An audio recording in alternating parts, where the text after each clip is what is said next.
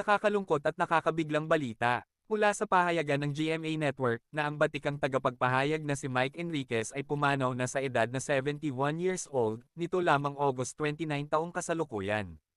Matatandaan na si Mike Enriquez lang naman ang nagpasikat ng excuse me po. Heightened alert na po ngayon ang ating Bureau of Quarantine sa mga paliparan at mga pier. Binabantayan nila kung may lagnat ang mga pasahero pumasok sa bansa, lalo na yung mga galing sa China, kung saan galing yung bagong strain o uri. Excuse me po. Hindi po yung... At ito ang pahayag ng GMA ukol dito. It is with profound sadness that GMA Network announces the passing of our beloved kapuso, Mr. Miguel Mike C. Enriquez, who peacefully joined our creator on August 29, 2023. Enriquez, 71, was one of the anchors of GMA's letter flagship newscast, 24 na oras, and hosted the long-running public